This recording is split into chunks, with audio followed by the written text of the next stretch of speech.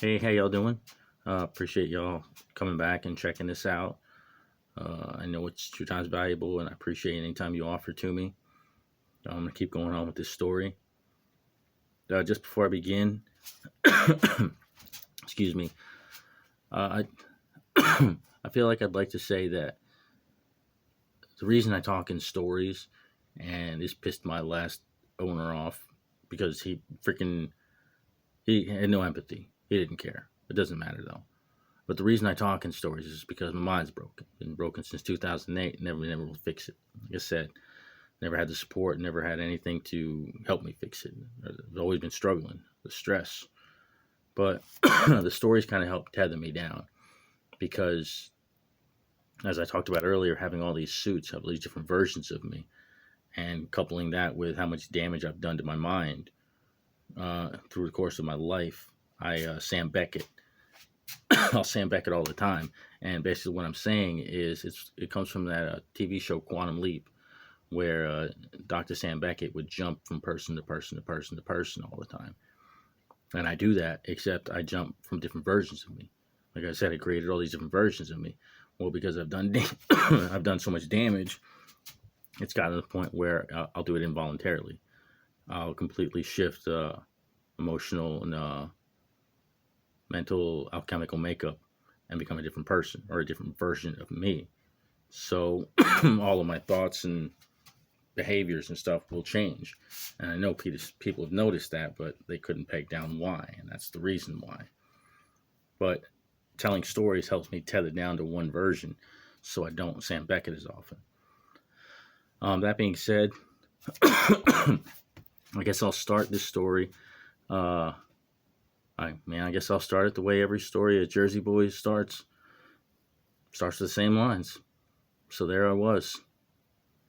It'd been about 10 years since I'd ever been in a game store, probably. Maybe a little less, but roughly about 10 years. And it was July of 2021. I had gone in there to a game store here in Madison, Alabama. And as I looked around, I noticed a cork board. And there was a paint studio looking for painters. And I just remember thinking, like, I just come from the post office. I was crashed. I was done. I was burnt out. It's like, man, I can only imagine what it'd be like to just get paid to paint models all day long. I didn't take it too seriously, but I took a number. And I sent a message, and it got sent to, or I got a reply back from the owner of the paint studio, told me to come in. And I came in one day to the paint studio, which was in a home. It was a beautiful place, a clean studio. It was in the basement level, but it was like a nice basement, fully furnished. It wasn't like a hole in the ground or nothing. But I met the owner and I met the other painter, the head painter, Courtney. And we talked for a minute. They seemed to like me, so they handed me a box, told me to put it together. It wasn't until after I was put together and cleaned that I realized that they were testing me. They were timing me, see how long it took to put it together, because they were looking to hire me as a builder.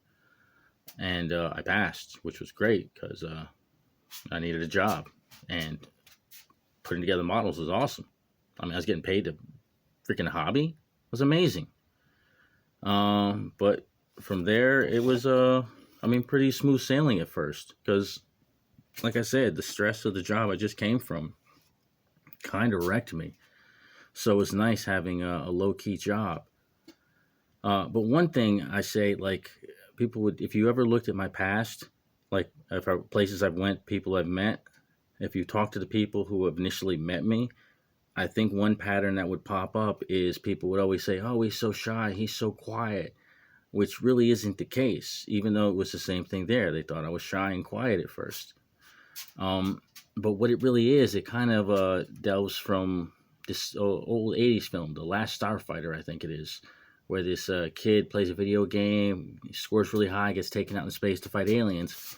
But in his place, they put like this, it was like a puddle of goo, and they threw like a blanket over it. And it took a couple days for it to compose. And when it did, it was a clone of the kid. So the clone stayed there while the kid was off fighting aliens.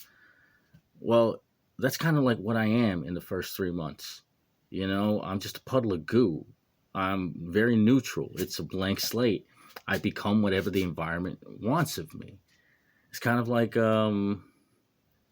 in this case, it was kind of like in Ghostbusters, where Gozer told him to choose her destroyer. What happened here was a unique instance, because normally I create my suits totally by myself. But the owner liked to give names. And they had dinner one night, and they came back, and they're like, "We got your name." He's like, "You're Creed, because you're the old, mysterious, creepy guy in the back." And it's like, I was like, "Yeah, all right, cool, whatever. I mean, I'll take whatever I get." But I mean, it didn't set so well, because I mean, I wasn't a big fan of The Office, and Creed is not my favorite character. I mean, he's a nice character. I mean, I'm not against the actor, nothing like that. But it's like, you could pick something. Okay, that's what you pick. That being said, I added to it to make it a little bit my own.